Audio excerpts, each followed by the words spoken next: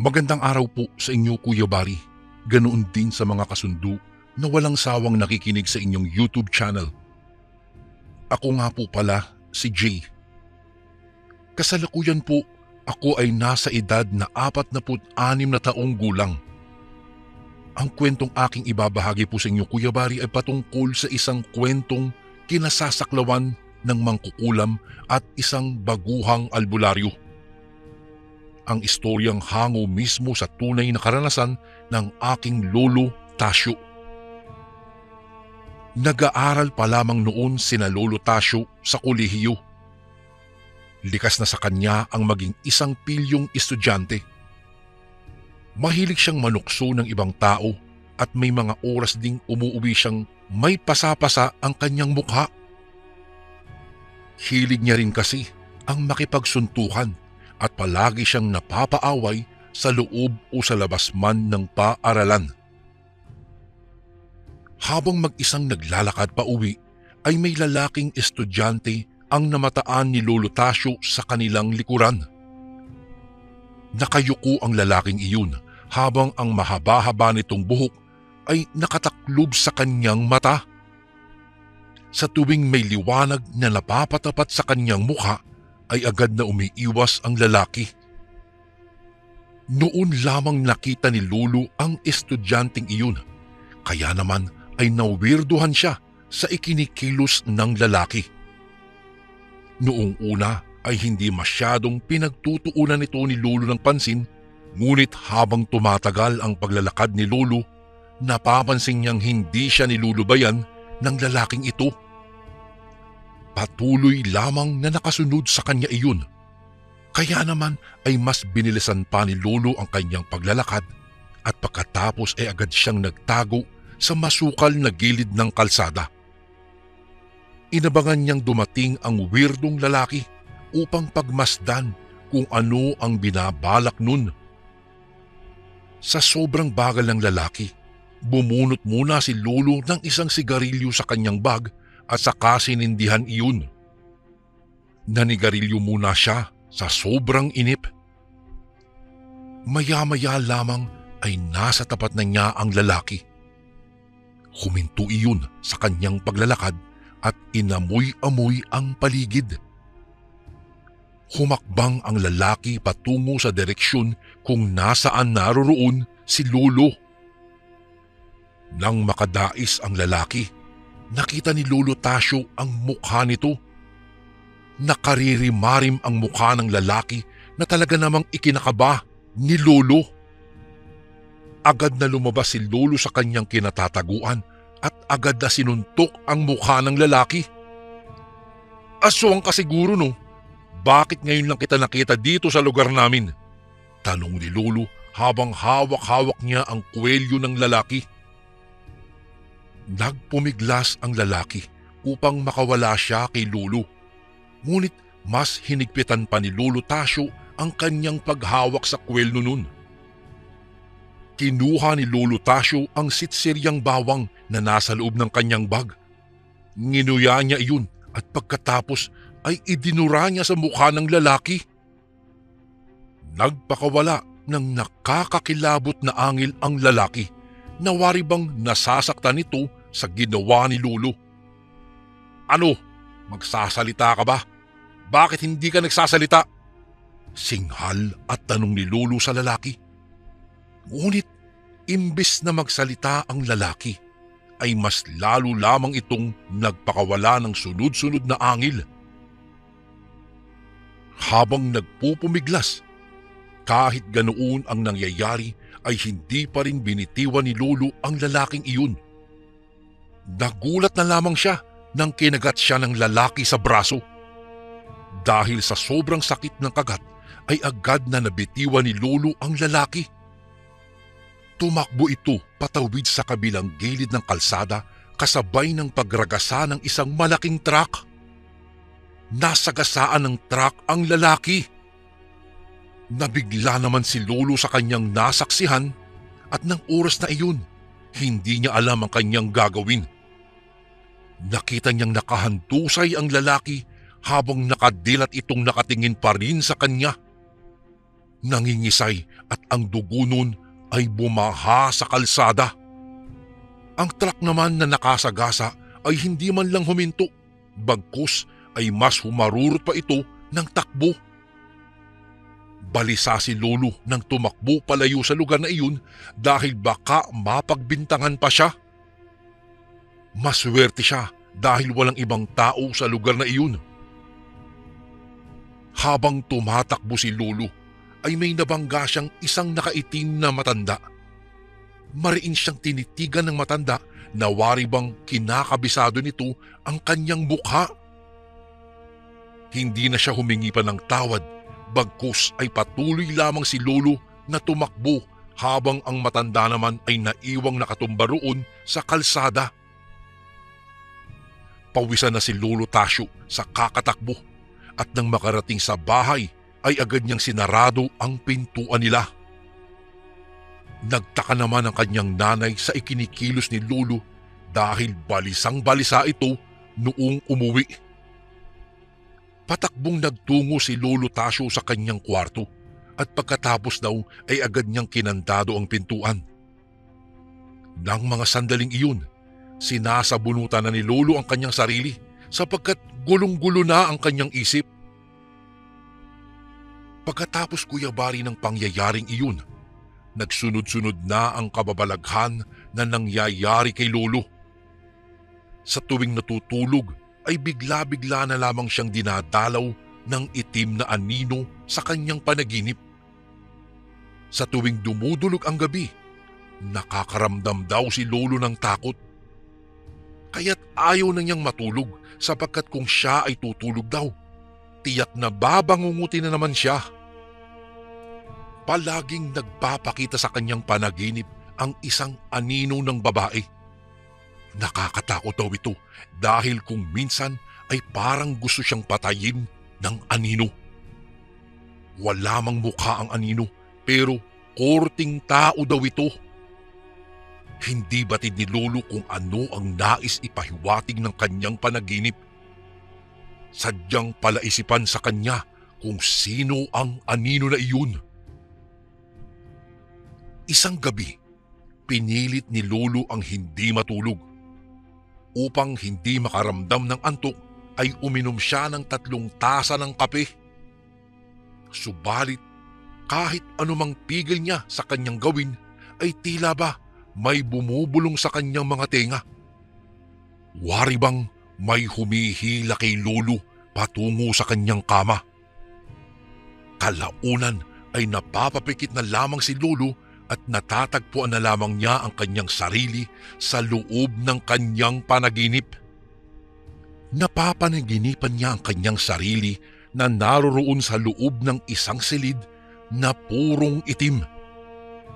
Habang inililibot ni Lolo ang kanyang tingin ay may lumitaw na maputlang kamay sa kanyang panaginip. Kumakaway-kaway daw ito habang nakalutang sa ere. Tanging kamay lamang ang nakikita ni Lolo sa kanyang panaginip. Isang misteryosong kamay pero walang ulo at katawan. Ang kamay na iyon ay naging kulay itim at naging isang anino. Sinakal nito si Lolo at dinaganan.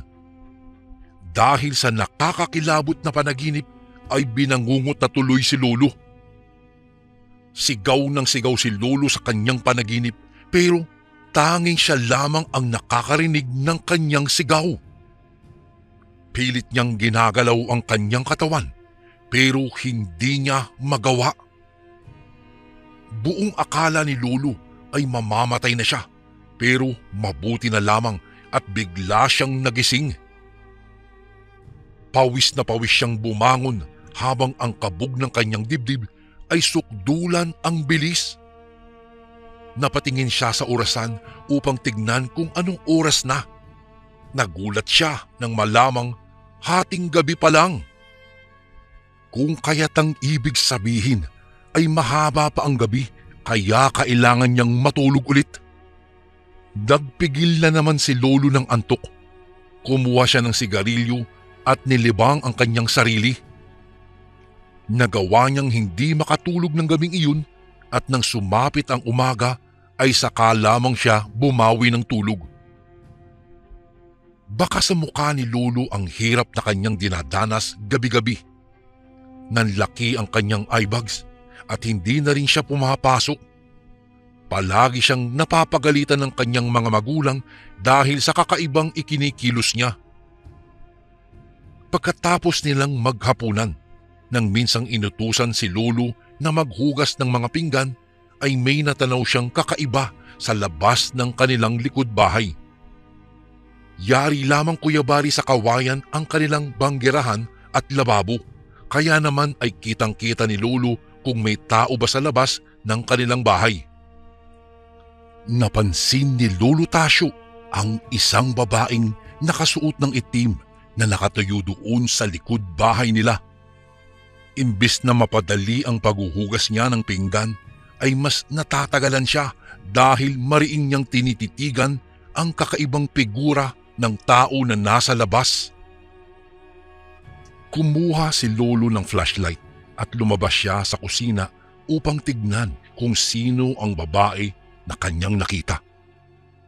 Nang itinutok niya ang flashlight sa pwesto kung saan niya nakita ang isang nakaitim na babae, wala siyang naaninag na tao.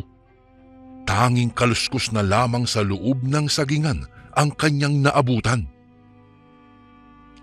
Bunsod ng hindi maipaliwanag na kaganapang iyon, nagsitindigan ang balahibo sa braso at batok ni Lolo. Nanginginig ang kanyang katawan na naglakad pabalik sa loob ng kanilang bahay. Nang ihakbang niya ang kanyang paa doon sa hagdanan na yari sa kahoy, ay may itim na kamay ang biglang humawak sa kanyang binti. Agad na napatingin si Lolo sa kanyang paanan at nakita niya ang isang nakaririmarim na matandang babaeng nakasuot ng itim na mahabang seda. Nagsumigaw si Lolo at nagpakawala ng maraming padyak. Pagapang siyang pumasok sa loob ng kanilang kusina, gulat at takot na takot siyang sinalubong ng kanyang magulang. "Oh, ano ba nangyayari sa iyo?" tanong ng kanyang ina. Dala ng panginginig, hindi agad nagawa ni Lolo ang magsalita. Wari bang pansamantalang naging paralisado si Lolo Tasyo dahil sa labis na takot na kanyang naramdaman. "May matanda pong kumawak sa binti ko," balisang tugon ni Lolo. Hinawakan at sinuri ng kanyang tatay ang binti naman ni Lolo Tasyo, ngunit walang bakas na hinawakan ng kung ano o kung sino ang kanyang binti. "Uy, adik ka ba? Siguro dahil kakabarkada mo kaya nagkakaganyan ka. Inutusan kang magugas ng pinggan pero kung ano-anong inaatupag mo." Bulyaw ng tatay ni Lolo Tasyo sa kanya. Tumayo naman si Lolo mula sa pagkakalupagi niya sa sahig.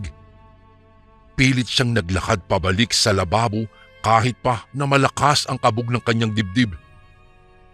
Ipinagpatuloy na lamang niya ang kanyang paghuhugas doon. Hindi niya maiwasan ang hindi mapatingin ulit sa labas ng kusina. Doon ay may namataan na naman siyang isang matandang babae naman na nakatingin sa kanya. Yumuko na lamang si Lolo Tasyo habang siya'y naguhugas. Nagkunwari siya na hindi niya nakikita ang matandang babae. Ngunit habang naguhugas ng pinggan, ay bigla na lamang nangisay si Lolo. Bumulagta sa sahig at nawalan ito ng malay. Alalang-alala sa kanya ang kanyang nanay at tatay, kaya kaagad siyang dinala sa pinakamalapit na ospital. Sa ospital ay nakita ng mga doktor ang iba't ibang pasa sa katawan ni Lolo. Puno rin ng kung ano-anong kalmot ang katawan ni Lolo Tasyo. Hindi malaman ng doktor kung ano ang sakit ni Lolo. Ayon sa kanila, minor injury lang naman daw ang sakit ni Lolo.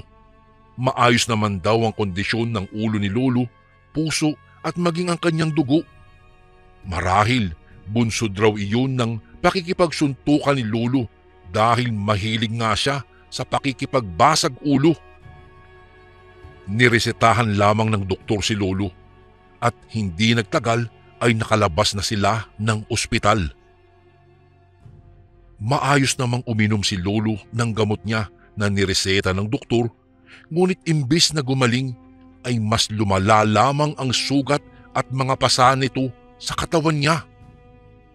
Nasundan pa iyon sa pananakit ng mga braso at binti ni Lolo Tasyo.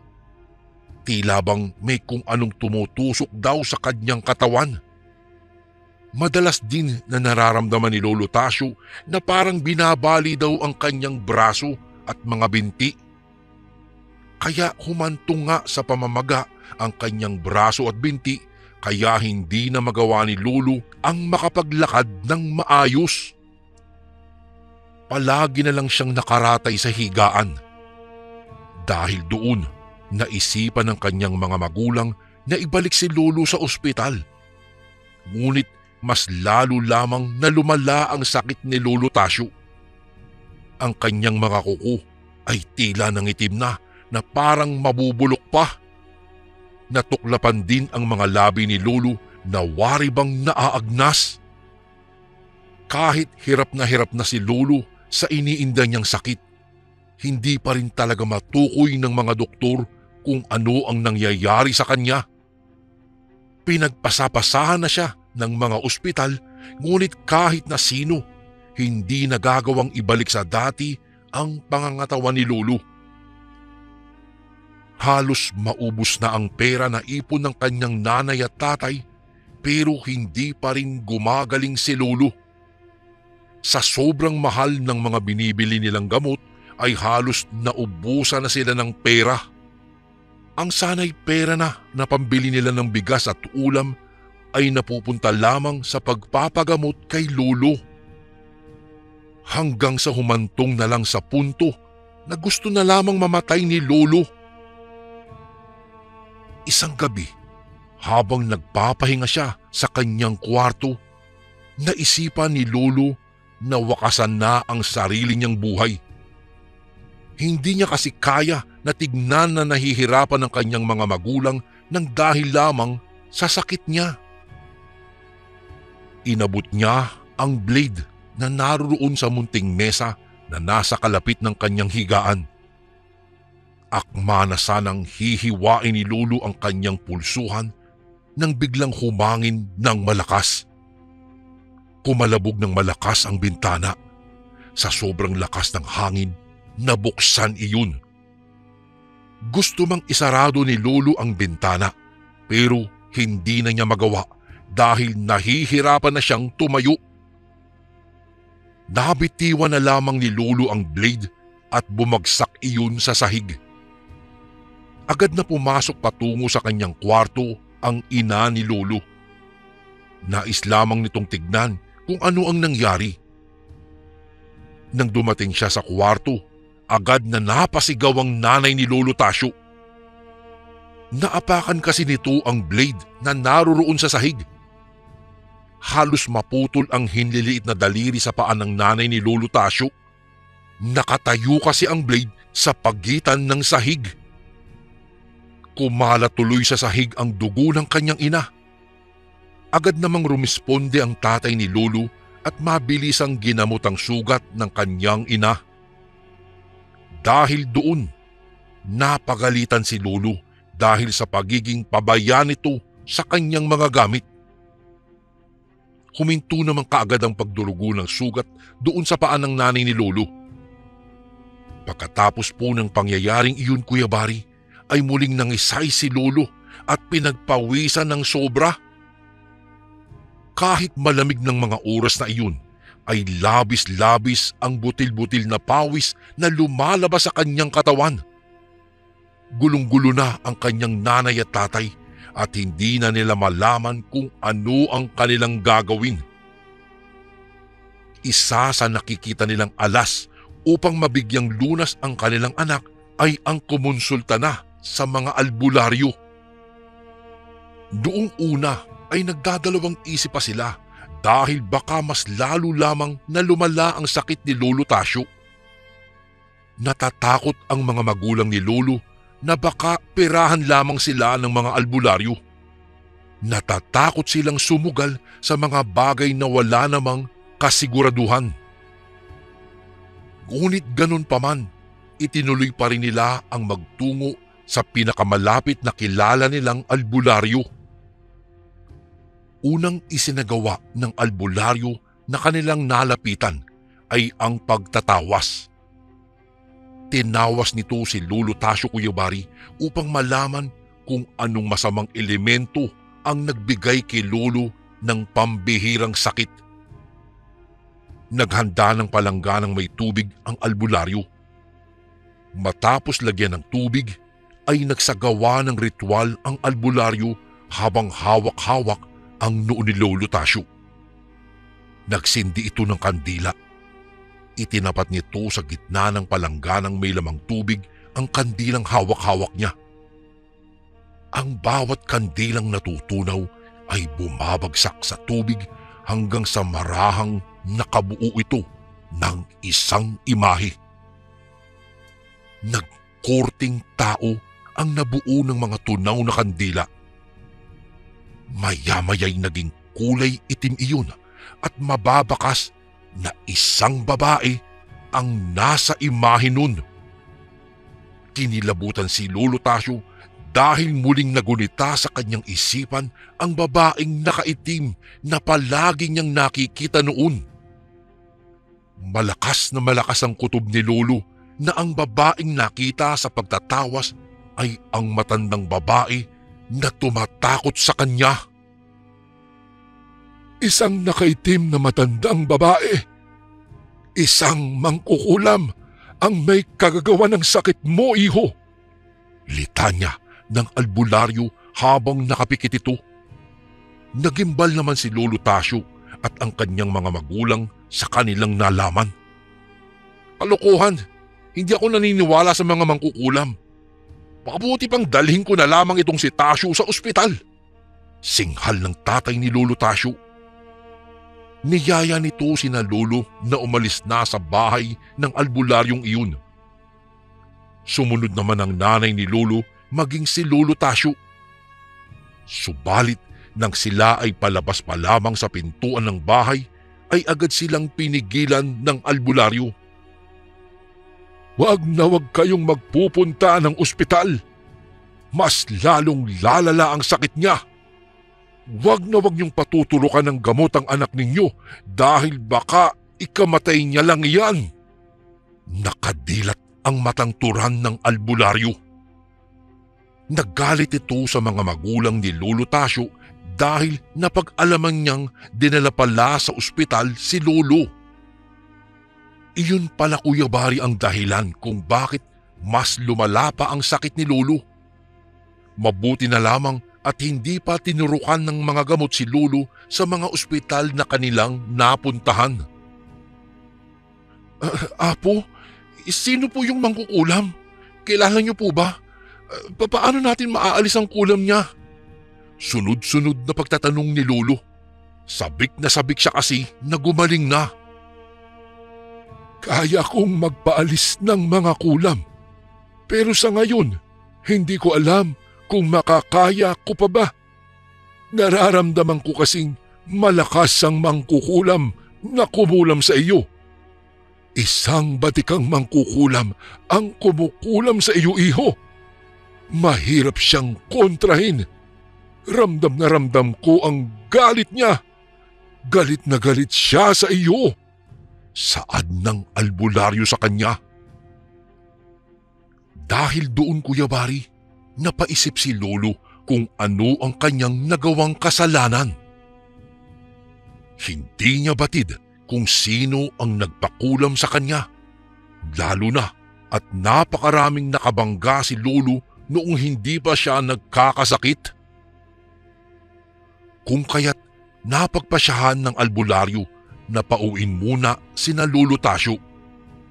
Kinakailangan muna kasing magpahinga ng albularyo bago niya kontrahin ang kulam sa katawan ni Lolo Tasyo. Nang sa ganun ay magkaroon siya ng sapat na lakas o enerhiya sa oras na alisin na niya ang kulam. Napagkasunduan nilang pupunta na lamang ang albularyo sa bahay nila lolo, isang araw matapos nilang magtungo sa bahay ng albularyong iyon. Agad namang ibinigay ng ina ni Lolo Tasyo ang address ng kanilang bahay. Nang sa ganoon, mabilis na matunto ng albularyo ang kanilang bahay at hindi ito maligaw. Noong dumating ang pinakahihintay nilang araw, nasabik po si Lolo Tasyo. Nang araw kasing iyon ay galak na siyang gumaling. Gusto na niyang bumalik sa dating niyang pangangatawan. Hindi rin nagtagal, dumating ang albularyo. Bit-bit ang mga sangkap at bagay-bagay na gagamitin nito sa pagtatanggal daw ng kulam sa katawan ni Lolo Tasyo. Nagsimula silang magpausok sa palibot ng bahay at pagkatapos ay nagsagawa ng kung anong ritual ang albularyo. Pinaupo nila si Lolo Tasyo sa isang upuan at saka itinali. Kinuha ng albularyo ang isang maliit na kampanilya at paulit-ulit itong pinapatunog sa palibot ni Lolo Tasyo. Nakaramdam si Lolo ng paninigas ng kanyang katawan. Wari bang may nagpupumiglas na itim na enerhiya sa kanyang buong sistema? Sigaw ng sigaw si Lolo habang ang albularyo naman ay patuloy lamang na kinakalansing ang kampanilya. Awang-awa at hindi matiis ng nanay ni Lolo ang kalagayan niya.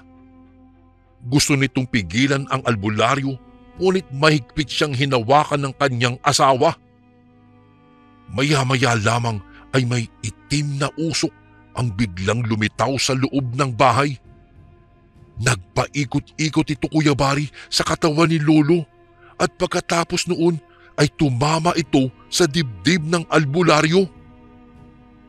Tumalsik bigla ang albularyo sa tindi ng tama nito at napasalampak siya sa sahig at nawala ng malay. Dahil doon, nagsimulang nakaramdam ng takot ang mga magulang ni Lolo Tasyo. Nang mga oras ding iyon, nawalan din si Lolo ng malay.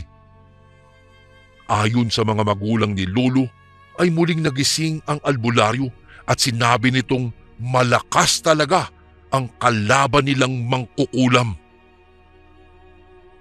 Muling nagsagawa ng ritual ang albularyo. Pilit nitong inaalis ang kulam sa katawan ni Lolo Tasyo, ngunit talagang nahihirapan siya. Higit na mas malakas kasi sa kanya ang mangkukulam na kinakalaban niya. Dahil sa katagalan, naubusan ng enerhiya ang albularyo. Dumugo ang kanyang ilong at ang kanyang bibig. Biglang bumulagta ang albularyo sa sahig. Dahil sa pangyayari, ay nataranta ang mga magulang ni Lolo at gustong dalhin ang albularyo sa ospital. Ngunit akmang dadalhin na nila doon ang albularyo, sa kasamaang palad ay namatay ang albularyo. Hindi nito nakayanan ang malakas na puwersa at kapangyarihan ng kumukulam. Ganun pa man, dinala pa rin nila ang albularyo sa ospital, ngunit pagdating doon ay dineklara itong dead on arrival. Ayon sa mga sumuring doktor, nagkaroon daw ng atake sa puso ang albularyo. Dahil sa pangyayari, napilitan ang mga magulang ni Lolo na maghanap ng ibang albularyo. Halos lahat daw ng albularyo na kanilang nahahanap ay nagsasabing pambihira daw talaga ang lakas na taglay ng mangkukulam na iyon. Kung tutuusin, Kuya Bari, 5 albularyo na daw ang sumubok na subukang alisin ang kulam sa katawan ni Lolo Tasyo. Ngunit sadyang kulang ang kanilang kaalaman upang tanggalin ang kulam. Dahil din sa pangyayari, maraming albularyo na ang tumangging tumulong kay Lolo Tasyo. Takot ang mga ito na kalabanin ang malakas na mangkukulam. ayaw nilang mamatay dahil alam nilang batikan raw ang mangkukulam na iyon. Nahirapan na tuloy sina Lolo na makahanap ng mahusay at magaling na albularyo. Noong akmang susuko na sila, may isang bata na lumapit sa kanila. Itinuro niya si Placido. Si Placido, Kuya Bari, ay 34 na taong gulang na lalaki. Siya ay isang anak ng albularyong nagretiro na sa panggagamot. Siya na ang humalili sa kanyang ama. Nag-alinlangan sina Lolo sapagkat ang albularyong iyon ay baguhan lamang. Ngunit wala na silang pagpipilian pa. Lahat na halos ng albularyo sa lugar nila ay tinatanggihan na sila. Kinakabahan sila kung kakayanin ba ni Placido ang isang batikan na mangkukulam. Huwag ho kayong mag-alala. Ang tatay ko ang pinakamagaling sa lahat ng mga albularyo na kakilala ko. Lahat ng dulong po niya patungkol sa libro ng lihim ng karunungan ay naituro na niya po sa akin. Salaysay ng baguhang manggagamot. Bahagyang napanatag ang loob ng mga magulang ni Lolo Tasio. At dahil sa itinuran ng manggagamot, nagkaroon sila ng pag-asa. Wala na silang magagawa kung hindi ang ipagkatiwala na nila kay Placido ang kalusugan ng kanilang anak. Nalusaw ang pag-aalinlangan nila sa dibdib. Umaasa sila na sana ay magtagumpay si Placido sa kanyang panggagamot. Kung kaya't hindi na sila nagsayang pa ng oras, inimbitahan sila ni Placido sa kanilang bahay at doon niya gagawin ang kanyang panggagamot. Pagdating doon ay inihiga nila si Lolo sa isang kama. Inumpisahan na ng baguhang manggagamot na tawasin si Lolo Tasio.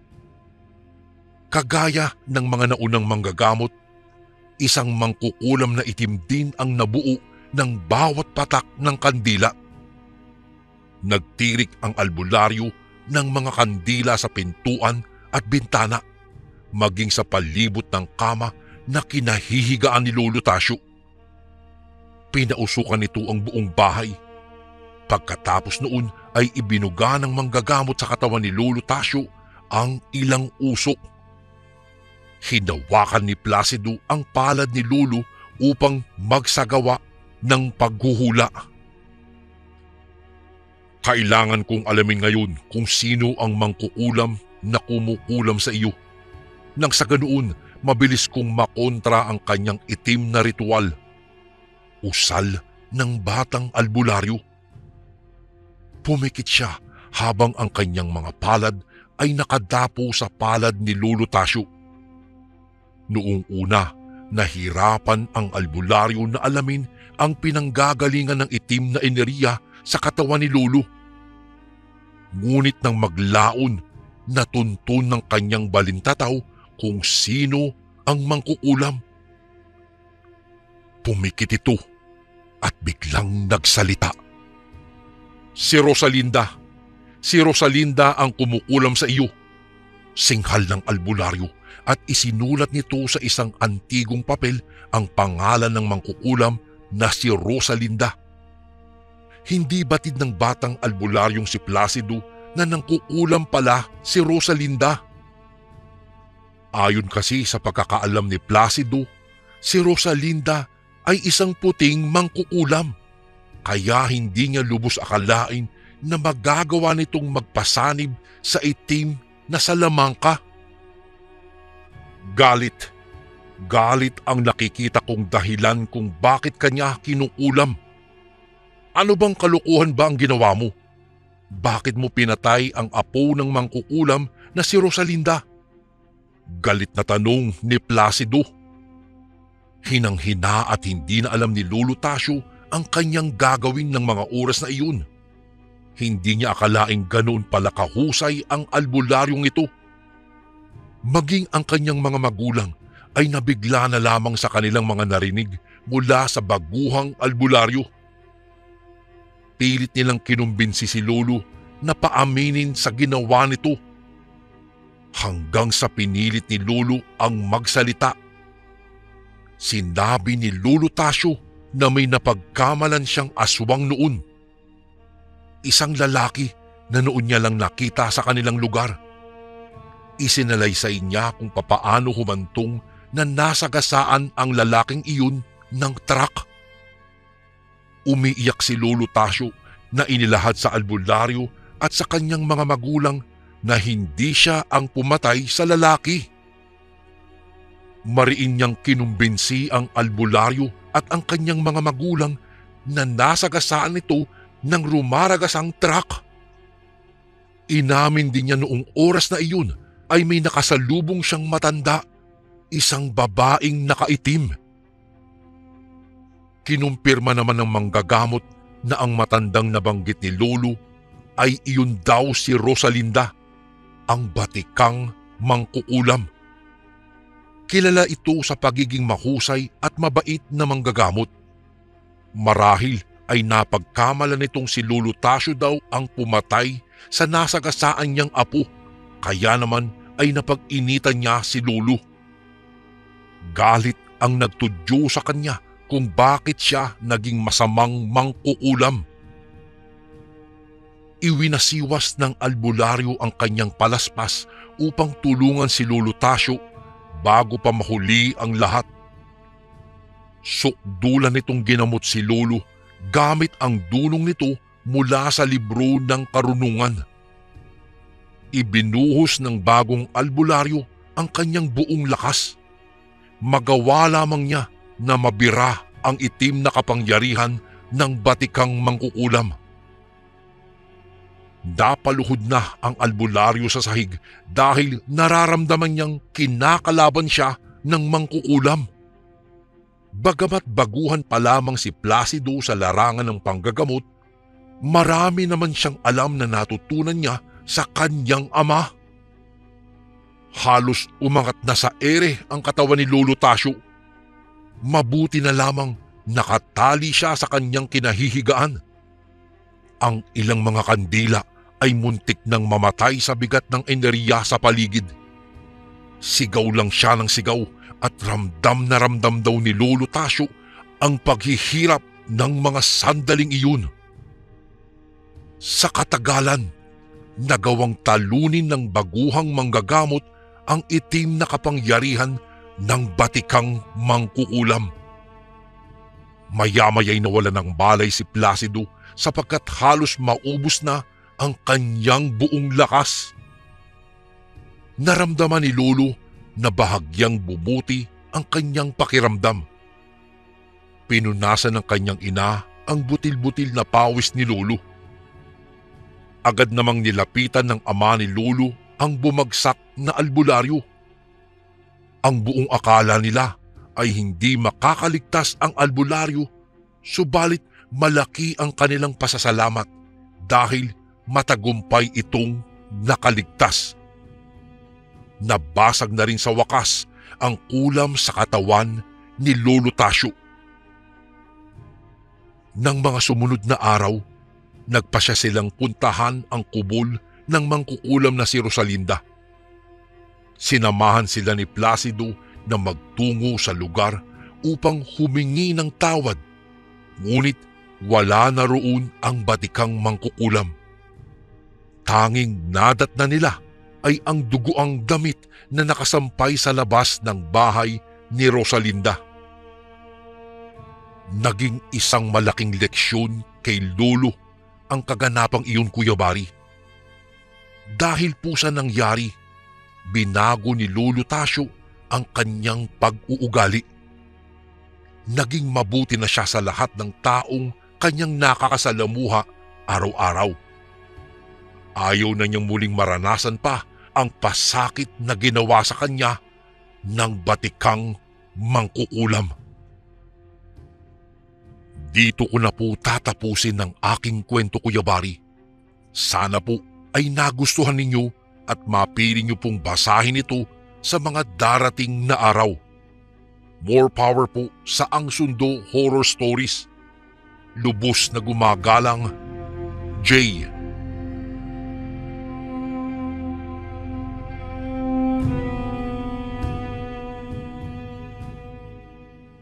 Maayong adlaw ang bati ko sa iyo, Kuya Bari. Itago niyo na lang po ako sa pangalang Pilo. Ako po ay taga-Samar. Nais ko lang pong ibahagi itong aking kwentong aswang sa inyo at sa mga libu-libong tagapakinig ng Ang Sundo Horror Stories. Siya nga po pala, Kuya Bari, hindi ko na lang po babanggitin pa ang mga eksaktong lugar kung saan naganap itong aking karanasan upang mapangalagaan ang pagkakakilanlan ng naturang baryo. Gayon din ang mga pangalan ng mga taong sangkot sa aking kwento. Taong 1989, ang lahat ng mga nakatira sa aming munting baryo ay masasabi kong mabubuting tao, kahit na hindi magkakadikit-dikit ang bawat mga bahay. Malayo ang mga agwat ng mga ito sa bawat isa dahil sa mga tanim na mais o di kaya'y saging at abaka. Magkaganoon pa man ay batid kong ang lahat ng mga magkakapitbahay sa aming baryo po ay nagkakaisa at nagtutulungan noon. Hanggang sa isang araw ay may napadpad na isang buong angkan na nagpakilalang angkan ng mga bentahoso. 5 pamilya sila at ika nila ay umalis daw sila sa kanilang pinanggalingan upang magbagong buhay dahil kasapi umano sila sa mga rebelding grupo na tinutugis ng gobyerno.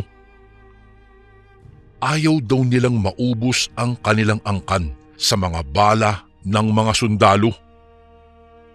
Ang hangarin nilang makapagbagong buhay ay hindi hinahadlangan ng kapitan sa aming baryo. Sila po'y sinuportahan nito at tinulungan na makapagpatayo ng kanilang mga kubo sa tulong na rin naming mga taga-baryo. At hindi nga po nagtagal, Kuya Bari, naging ganap na silang mga residente ng baryo namin. Maayos naman po ang naging buhay namin buhat nang sila'y naging mga residente doon. Naging mas mapayapa pa ang baryo namin kumpara sa dati.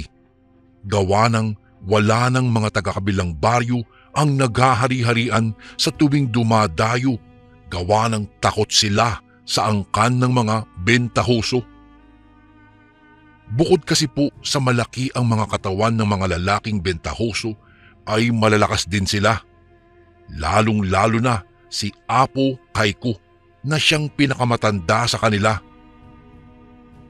Kahit na nasa 70 anyos na ito, ay kakikitaan pa rin ito ng kakisigan at talagang matapang ito mula sa pagmumukha hanggang sa kilos at salita. Isang gabi, tanglaw ang liwanag ng gasera, nautusan ako ng aking ama na magtungo sa kubo ni Apo Kaiko para ihatid ang suhol nito sa pagputol ng mga abaka. Nadatnan ko po ang matanda na nakatanaw sa kanyang nakabukas na bintana mula sa loob ng kanyang kubo. Mag-isa lang kasi siyang nanananahan doon gawa ng wala namang siyang asawa. At ang sabi niya sa amin ay mainam daw na may sariling kubo kahit namumunti lamang upang hindi siya makaabala sa kanyang mga anak. Apo Kaiko, tawag ko sa kanya mula sa kanyang maliit na bakuran. O Pilo, naparito ka. Tugon naman niya saka pinagbuksan ako ng pintuan ng kanyang kubo. Pinabibigay ho ni Itay itong suhol ninyo, Apo Kaiko. Tugon ko naman rito nang makapasok na ako sa loob. Abay, salamat ka mo ha. Pero Pilo, sa susunod, huwag ka nang magtungo rito kapag ka madilim na ang paligid o gumala sa kalagitnaan ng gabi ha. Hindi natin alam, baka may mga nilalang sa dilim na nakakubli lamang at naghihintay sa pagkakataong mambiktima. Dahil sa tinuran ni Apo Kaiko, ay napukaw ang aking kuryosidad. Kaya tinanong ko siya kung ano ang ibig niyang sabihin. Oo, malapit na kasi ang kabilugan ng buwan at ayon sa mga ninuno ko ay iyon daw ang gabi kung saan ay may mga nananalasang mga nilalang sa dilim kagaya na lamang ng mga aswang. Tugon sa akin ni Apo Kaiko. At doon na nga nagsimula ang kwentuhan namin tungkol sa mga aswang. Hanggang sa hindi ko na namalayang inabot na pala ako ng 10:00 ng gabi doon sa kubo niya, gawa ng napasarap ang kwentuhan naming dalawa. Nang nagpaalam na ako kay Apo Kaiko ay inihatid pa niya ako sa labas ng kanyang bakuran at pinagbilinan na mag-iingat. Habang binabagtas ko ang daan pa uwi sa aming tahanan na medyo may kalayuan, ay napadaan ako sa taniman ng mga mais. Napansin ko pong tila nag-iba po ang ihip ng hangin na para bang mayroong kakaiba na hindi ko lubos na maipaliwanag. Hanggang sa nadaanan ko ang isang bahay. Tulog na ang mga tao roon, gawa ng tahimik na sa loob ng buong bahay at paligid. Diretso lamang ang ginawa kong paglalakad hanggang sa may narinig akong pagaspas ng mga pakpak. Pinakiramdaman ko kung saan iyon nagmumula habang itinaas ko ang daladala kong gasera. Malakas ang huni na naririnig ko. Doon na ako kinabahan at nahintakutan. Naalala ko kasi ang sinabi ni Apo Kaiko tungkol sa mga iba't ibang uri ng mga aswang. At sa palagay ko, ang naririnig kong humuhuni ay isang tiktik. Kaya doon na ako nagsimulang tumakbo nang walang lingon-lingon hanggang sa nakarating ako sa amin. Agad kong isinarado ang pintuan at dumiretso na ako sa kwarto ko. Kinabukasan, napabalita sa aming baryo na namatay raw ang isang buntis na kapitbahay namin dun. Wakwak raw ang tiyan nito na tila ba hiniwa ng isang matulis na bagay. Bigla akong kinabahan gawa ng naalala ko ang narinig kong huni ng tiktik nang nagdaang gabi. Sa isip-isip ko lang, baka yung tiktik ang may kagagawa nun. Ang nangyari ay naging palaisipan sa lahat ng mga taga-baryo. Dahil wala namang makapagsabi kung sino o ano ang may kagagawan ng krimen. Hanggang sa natapos ang 3 araw, matapos mailibing ang biktima, ay saka pa lamang nagkaroon ng kasagutan ang lahat ng aming mga katanungan. Napag-alaman namin na sumuko sa mga pulis ang asawa ng biktima. Siya umano ang pumaslang sa kanyang asawa. Balak na raw sanang makipaghiwalay nito sa kanya, subalit hindi siya umayon dahil nais niyang makapanganak muna ito para makuha niya sana ang kanilang anak. Subalit nagmatigas daw ang kanyang asawa, kaya naman daw ay nagdilim ang kanyang paningin. Kumuha siya ng punyal at hiniwa ang tiyan nito. Saka winakwak upang makuha ang sanggol na inilibing din naman daw niya sa may maisan na kalapit lamang ng kanilang bahay. Binabagabag na daw siya ng gusto ng kanyang konsensya kaya napilitan siyang sumuko na lamang. Matapos po ang pangyayaring iyon, naging maayos naman ang lahat sa baryo namin. Lagi pa rin akong nagtutungo sa kubo ni Apo Kaiko para makipagkwentuhan. Minsan magkasama kami sa bayan, namimili ng mga kailangan. Nang natanawan namin ang isang lalaki ang nagsisiga-sigaan at nangungutong sa mga manininda, ang napansin namin ni Apo Kaiko. Kapag hindi ito nabigyan ng sapat na salapi, ay sinisipa niya ang mga paninda at sinisira pa. Sa nakita ko ay gigil na gigil talaga ako sa taong iyon. Subalit anong magagawa ko? Gayong 16 anyos pa lamang ako, payat na nga ay matatakutin pa. Nang napatingin sa gawin namin ang lalaki, saka lumapit siya sa kinaroroonan namin ni Apo Kaiko. Hoy kayong dalawa, magbigay kayo sa akin. Astig na wika nito.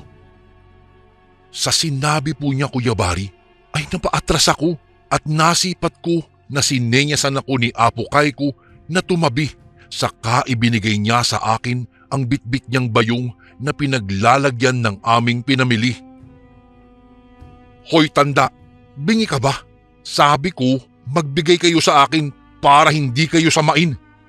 Singhal nito kay Apo Kayko habang itinataas at pinapakita sa amin ang matitigas nitong mga kamao.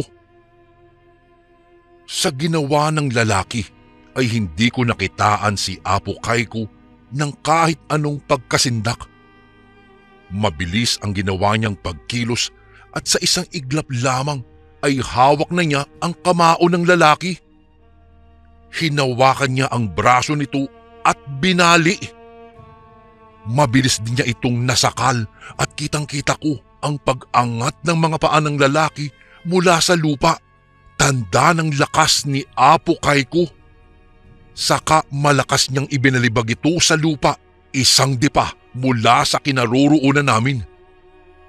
At sa nakita ko ay dumadaing sa sakit ang lalaki. Nilapitan siya ni Apo Kayko at nagwika, "Sa susunod, kapag ka nakita pa kitang kinukutungan sila, hindi lang yan ang aabutin mo. Matuto kang magbanat ng sarili mong buto at lumaban ng patas sa buhay nang sa ganoon ay mamuhay kang masaya at mapayapa." Nanlulumahid namang napatango ang lalaki, saka dahan-dahang tumayo at umalis. Pinasalamatan naman si Apo Kayko ng mga tao na nagtitinda doon. Sa mga nakita ko ay talagang bilib na bilib ako kay Apo Kuyabari dahil kahit na may katandaan na ay malakas pa rin siya at matapang. Ang nasaksihan ko ay ikinuwento ko sa aking mga magulang at ang sabi nila sa akin ay baka raw may agimat o di kaya'y anting-anting si Apo Kayko dahil sa taglay niyang pambihirang lakas na sinang-ayunan ko naman. Hanggang sa sumunod na mga buwan ay dumadami ang bilang ng mga buntis sa aming baryo. Ayon pa sa mga matatanda ay talagang ganoon na daw na kapag ka may nabubuntis ay tiyak na may sumusunod daw dito. Para kasing nagsasalin-salin at nagkakahawaan ang pagiging buntis. At isa sa mga nagbuntis sa aming baryo ay ang anak ni Apo Kayko na si Ate Lina. Halos gabi-gabi ay mayroon akong naririnig na mga huni ng tiktik. Subalit wala namang napapabalitang nabiktima ang tiktik na umaaligid. Dahil nakagawian ko na ang magtungo sa kubo ni Apo Kayko sa tuwing Sabado ng hapon ay pumaroon ulit ako. Sakto namang nagsisiga ng mga tuyong dahon si Ate Lina nang madaanan ko ito sa kanilang bakuran. Nakasuot si Ate Lina ng kulay itim na duster at itim na balabal na siyang nakagawian ng mga buntis sa amin. Gawa ng pangontra raw iyon sa mga aswang. Hindi raw kasi maaamoy ng mga aswang ang sanggol na nasa sinapupunan kung itim ang kulay ng kanilang mga suot mula sa ulo hanggang sa paa. Tinawag ko si Ate Lina at nagtanong sa kanya kung napansin ba niyang lumabas si Apo Kayko sa kubo nito. At sinagot naman niya ako na hindi raw niya napansin kaya nakakasiguro raw siyang naroroon ang kanyang ama. Dahil sa tinura ni Ate Lina, dumiretso na ako sa kubo ni Apo Kayko. Nadatnan ko itong nakatingala sa malawak na kalangitan. Pansin ko na tila nag-iba ang kulay ng mga mata ni Apo Kayko habang nakatitig ito sa langit. Tila ba naging abo ang kulay nito na katulad ng mata ng pusa? Subalit saglit lamang iyon dahil muli itong bumalik sa dati nitong kulay. "Oh Pilo, akala ko hindi ka nabibisita rito. Halika at may pagsasaluhan tayo." Anya nang makaakyat ako sa kubo niya. Nagtungo siya sa kusina at pagbalik niya, dala-dala niya ang isang plato ng inihaw na karne at sa isang pinggan naman ay may nilagang kamote. Abay kaagad ko nilantakan ang pagkain na inihanda ni Apo Kaiko at talagang sarap na sarap ako sa karne na kinakain namin. Hindi ko naman maikumpara ang lasa nun sa karne ng baboy o manok dahil mas masarap iyon kaysa sa mga nabanggit. At gaya nga ng dati ay nagkwentuhan kami ni Apo Kaiko at tinuruan din niya ako ng mga estilo upang mapalakas ang aking katawan. Gabi na nang tuluyan akong magpaalam kay Apo dahil baka hinahanap na ako sa bahay. Sa pagdaan kong muli sa bakuran ni na Ate Lina ay may isang nilalang akong napansin na kumakampay sa pagpapagaspas ang pakpak nito malapit sa bubungan ng bahay. Naaninag ko ang nilalang sa tulong ng liwanag ng buwan. Dahil sa nasaksihan ay mabilis akong nagkubli sa pagitan ng mga puno ng saging. Habang patuloy na minamanmanan ang nilalang, nasipat kong inilabas ng nilalang ang mahaba nitong dila at isiniksik sa bubong na yari sa nipa. Maya-maya lang ay narinig ko ang biglang pagsigaw ni Ate Lina. Sa puntong iyon, gusto kong tumakbo at humingi na ng saklolo, subalit nanaig pa rin ang pagiging matatakutin ko na hindi ko na maigalaw ang aking mga paa dahil sa pangangatog ng aking mga tuhod. Tila naubusan na rin ako ng laway gawa ng nanunuyo na ang aking lalamunan. Hanggang sa biglang mayroong isang nilalang na sobrang bilis ang bigla na lamang sumunggab sa nilalang na may pakpak. Walang pakpak ang nilalang na sumugod, subalit tila lumilipad iyon sa ere sa sobrang bilis ng kilos. Nagpambuno silang dalawa at kitang-kita ko, Kuya Bari, ang pagkagapi ng nilalang na mayroong pakpak dahil binalian iyon ng pakpak noong isa sa kapabalyang ibinalibag ito. Bumagsak iyon sa lupa. Mukhang hindi pa nakontento ang mas malakas na nilalang dahil pagkabagsak ng isa sa lupa ay makailang ulit niya pa itong tinadyakan at kinalmot, saka ito sinakal. Sa bawat pagbagsak ng kamao ng nilalang sa kalaban nito na nagkakalasog-lasog ang mga buto ng kalaban, dahilan upang manghina ito at hindi na nakatayo pa. Sa pagbukas ng pintuan ni na Ate Lina ay mabilis na umalis ang nilalang, tangan-tangan ang kanyang kalaban. At nakita kong iniluwa ng pintuan ang asawa ni Ate Lina na may hawak na itak. Sa puntong iyon, saka pa lamang ako nagkaroon ng lakas ng loob na lumabas sa pinagkukublihan ko para kumaripas na ng takbo patungo sa aking tahanan. Kaya po, simula ng gabing iyon, hindi na ako gumala-gala pa sa tuwing sumasapit ang dilim. Natatakot akong makakita ng ganoong mga pangyayari na tila nagpapawala sa aking katinuan. Subalit tila pinaglalaroan ata ako ng tadhana ng isang araw ay bumagsak ang malakas na ulan at saktong nasa kubo ako ni Apo Kaiko. Gabi na nang tumila ang ulan. Noong mga sandaling iyon, pansin kong hindi mapakali si Apo Kaiko. At sa gabing iyon ay saktong kabilugan naman ng buwan. 3 gabi ring maliwanag na maliwanag ang buwan, subalit ng gabing iyon ay tila ba kakaiba ang liwanag noon at mas malaki ang pagiging bilog nito. Magpapaalam na sana ako sa kanya, subalit hindi ko siya nakita sa loob ng kanyang kubo. Hinanap ko siya sa labas, ngunit may nakita akong isang lalaki na nakatalikod. Maputing-maputi ang kulay ng buhok nitong mahaba na tila ba mayroong sariling buhay, gawa ng kapansin-pansin po ang pagiging kakaiba nito. Napaatras ako at akmang aakyat muli sa kubo nang magsalita ang lalaki. Pilo, pasensya ka na at sa ganitong ayos mo pa ako nakita ngayon. Sa narinig kong boses, Kuya Bari, ay batid ko nang ito ay si Apo Kaiko. Sari-saring mga katanungan ang biglang naglaro sa aking inosenteng isipan ng mga sandaling iyon. Nang biglang may mga nilalang na nagsidatingan. Mabibilis ang mga kilos ng mga iyon na nagpapalipat-lipat na dumapo sa mga puno na naroroon sa bakuran ni Apo Kaiko.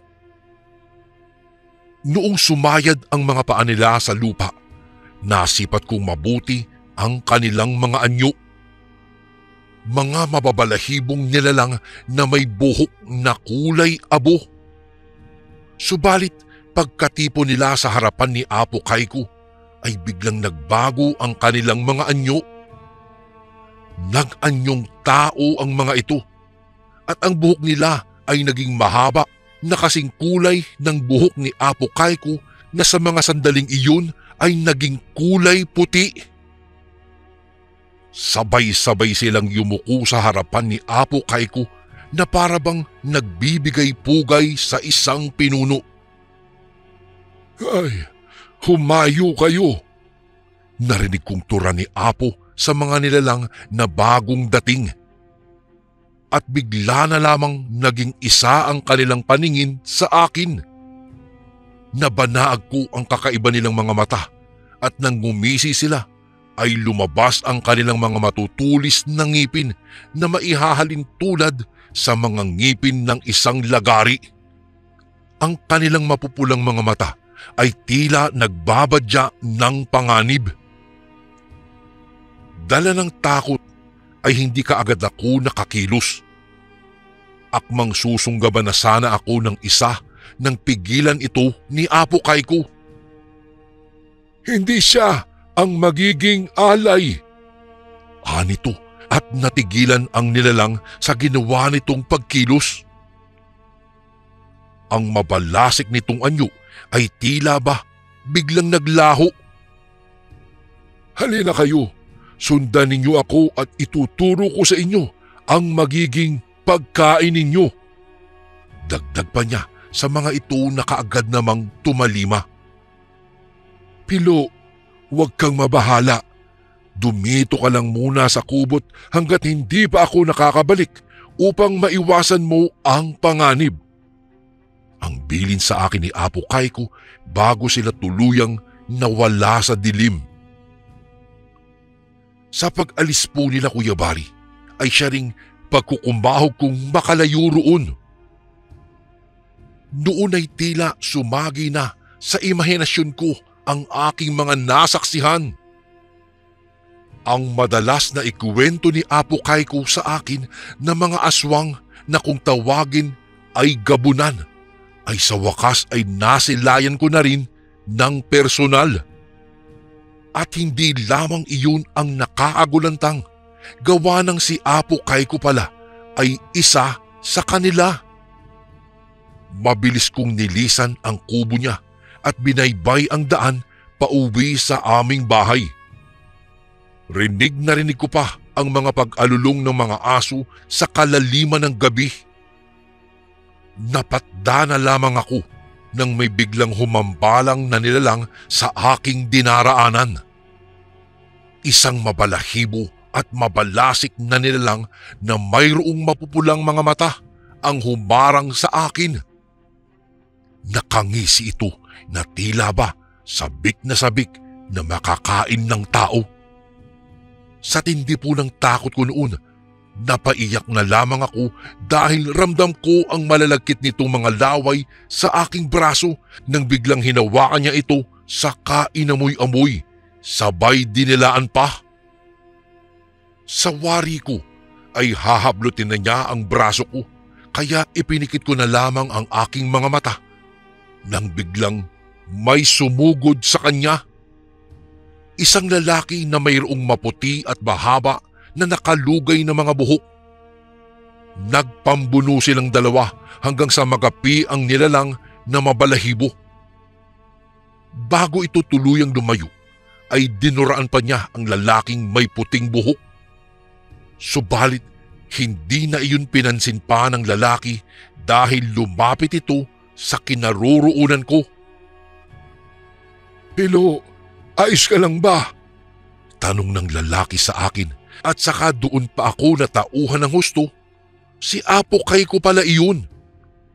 Napahagulgol na lamang ako at napayakap sa kanya. "Apo Kay ko, natatakot po ako," ani ko sa nanginginig na boses habang lumuluha.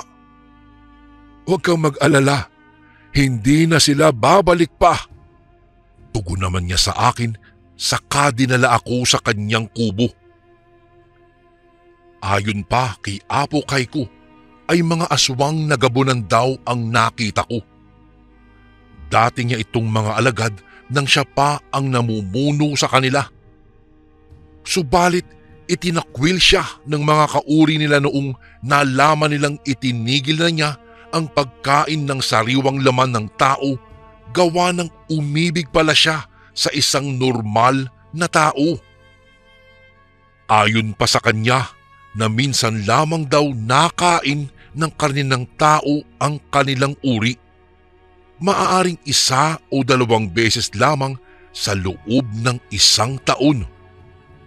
At sa gabi na iyon, sa nasabing taon ay ang nakatakdang oras upang maghanap ng makakain ang kanyang mga kauri, at tinulungan umano niya ang mga itong paghandugan ng alay, kapalit ng pagtugis nila sa mga tiktik na naghahanap ng mga mabibiktima sa aming baryo. Sa wakas, nabuksan ang kamalayan ko sa katotohanang isiniwalat sa akin ni Apo Kay ko. Matagal na daw niyang itinatago ang tunay niyang anyo, subalit kapag sumasapik ang kabilugan ng buwan, ay kusa iyong lumalabas pala. At sa tagal ng panahon na ikinubli niya ang tunay na katauhan, ay noon lamang daw may nakakita sa kanya, at ako iyon. Maski daw ang mga anak niya ay hindi alam ang tunay niyang pagkakakilanlan. Sinabi rin ni Apo Kay ko na nagpapasalamat daw siya sa dakilang lumikha, gawa ng sa lahat ng mga naging anak niya ay walang nakakuha ng kanyang dugo, ang dugo ng pagiging isang gabunan. Isang biyaya rin para sa kanya na itinakwil siya ng mga kauri niyang gabunan, upang mas mapangalagaan pa niya ang kanyang pamilya, maging ang mga malalapit niyang mga kaibigan. Sa paglipas ng mga panahon, ay pumanaw na rin si Apo Kay ko, Kuya Bari. At ang mga alaala niyang noong nabubuhay pa siya ay nanatili pa rin sa aking isipan. Itinuring ko na kasi siyang bilang pangalawang ama ko. Ang mga anak naman niya ay magpahanggang ngayon, hindi pa rin nila alam ang lihim ng kanilang ama na isang itinakwil na gabunan. Kuya Bari, dito na po nagtatapos ang aking kwento. Maraming salamat po sa paglaan ng oras upang basahin itong aking karanasan. Isang karangalan po ang mapabilang sa mga itatampok ninyong mga kwento. More power po sa Ang Sundo Horror Stories, at God bless po sa lahat ng nakikinig na kasundo ngayon. Lubos na gumagalang, Pilo. And again, maraming salamat po mga kasundo.